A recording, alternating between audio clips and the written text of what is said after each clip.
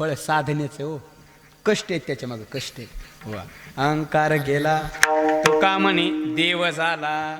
अहंकार रूपी संसारच राहिला नाही, तो राहिला नाही. गुरुजी वसदेव गुरुजी बाबा सांगत असतात, नाही कोणता संसार जिंकत आला तरी चलन, पण अहंकार रूपी आधी जिंका. अहंकार आधी जिंका का. आणि याची गंमत आहे पुन्हा ज्ञानोबा म्हणतात का, या संसाराची गंमत आहे अहंकार रूपी संसाराची. कोणती. आज्ञेने माणसाला अहंकार रूपी संसार काहीच करीत नाही. ज्याच्याकडे ज्ञान आलं त्याच्या मानगुटीतून बसतो म्हणजे ईश्वर. नवल अहंकाराची गोटी, विशेष नलगे अज्ञानाचे पाठी, पण सज्ञानाचे झोंबे कंटी, नाना संकटे नाचवी. हे बघा नाना, हो नाना संकटे, नाना कुठे गेले हो, हे बघा नाना, नाना संकटे नाचवी.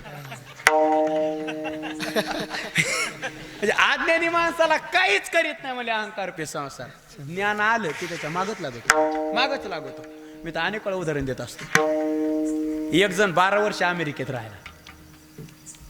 एक जण 12 वर्ष अमेरिकेत राहिला. इथं नाही कोणी अमेरिकेत नाही, मला देश बदलायला डायरेक्ट.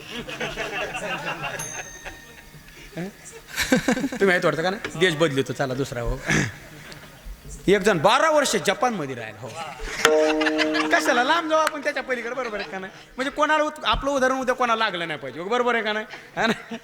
एक जण 12 वर्ष जपान मध्ये राहिला वसदेव गुरुजी.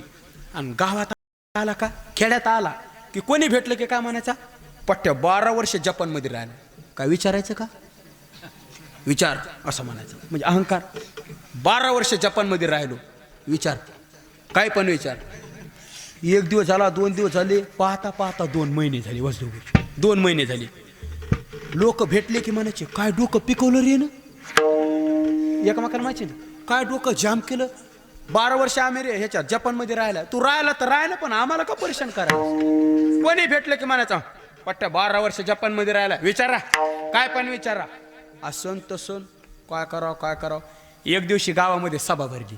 आणि सभा भरल्याच्या नंतर सभेमध्ये सगळ्यांनी 5-5 मिनिटं भाषण केली. एक जण काय म्हणला, याला बोलू द्या 5 मिनिटं, 12 वर्ष जपान मध्ये राहिलेला आहे, काय दिवा लावलेला आहे त्याची त्यालाच माहिती, पण 5 मिनिटं बोलू द्या. मग आता योगेश गुरुजी यानं 5 मिनिटं बोलून बाबा जावा का नाही. ह्यो 5 मिनिटं भाषण केलं, बोलला. जाता लोकाला काय म्हणला, पट्ट्या 12 वर्ष जपान मध्ये राहिलेला बघा, कोणाला काय विचारायचं का.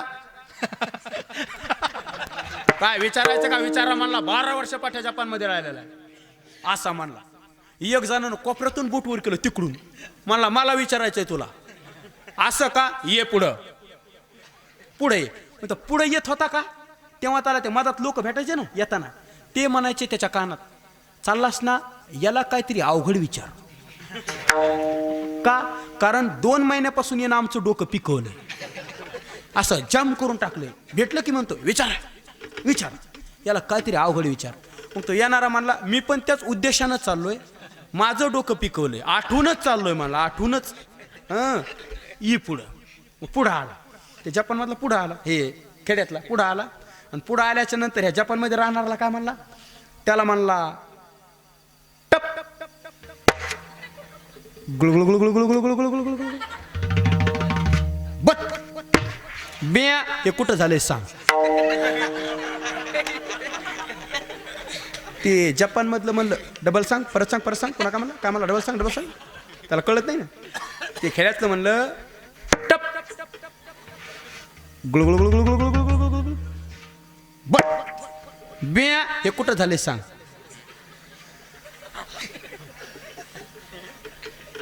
तो मला 12 वर्ष राहिलो गाड्या, पण कोणाच पुस्तकात गेलं नाही टप गुळगुळ.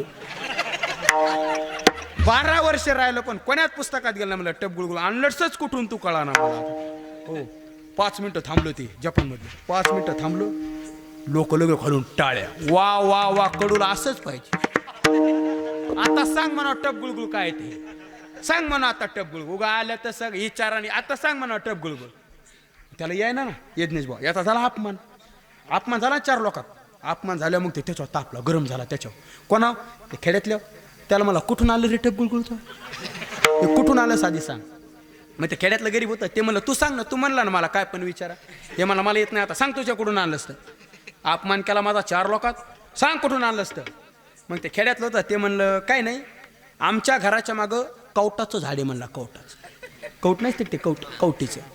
मग हे म्हणलं कवटाचं असू दे नाही तर बेलाचं असू दे, हे टप गुळगुळ कुठून आणलं ताजी सांग, कशाचं झाड असू दे. मग ते खेड्यातलं म्हणलं काय नाही, आमची तर शेळ्या पण आहेत, शेळ्या. हे म्हणलं शेळ्या असू दे नाही तर काय बी असू दे, हे टप गुळगुळ कुठून आणलं ते सांग. मग ते खेड्यातलं म्हणलं काय नाही, म्हणला काल रात्री 12 वाजता कौट तुटलं मला झाडावून. असं खेळायचं सांगायला काल रात्री 12 वाजता झाडावून कौट तुटलं म्हणला, झाडावून तुटलं आणि पत्रावर पडलं म्हणला टप, आणि पत्राच्या नळगणं गुळगुळ गुळगुळ गुळगुळ गुळगुळ करीत आलं मला. खाली शेळी होती मला, शेळीच्या पाठीत पडलं, शेळी आळलेली बिया. हे आमच्या घरी झालंय म्हणलं, हे आमच्या घरी झालंय म्हणलं, हे आमच्या घरी झालंय.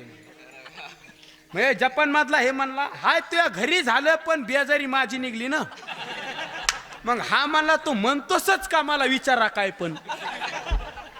म्हणजे अहंकार रूपी संसाराची गंमत आहे. महाराज म्हणले अहंकारच राहिला नाही. चला विनोदाचा दृष्टांत सोडून द्या, विनोद सोडून द्या, पण मला मुद्दा हा मांडायचा अहंकार राहिला नाही. अहंकार गेला तो का म्हणे देव झाला. बाबा म्हणत असतात ज्ञान असल, ज्ञानाला जर अहंकाराची जोड असेल तर ते ज्ञान तुम्हाला नरकाकडे नेतं. आणि ज्ञान असेल आणि ज्ञानाला जर नम्रतेची जोड असेल तर अंगावर सोनं घालायची गरज नाही, तुम्हीच सोन्यासारखे. फक्त ज्ञानाला नम्रतेची जोड असेल. अहो हा नम्र झाला भूता ज्ञानाला जोड नम्रतेचीच असावं, हे बाबांचे शब्द आहेत. बरं चला असू द्या. अहंकार रूपी संसार सुद्धा राहिला नाही, म्हणून अहंकार गेला तुका म्हणे देव झाला. म्हणून आम्हा संसार काय करी.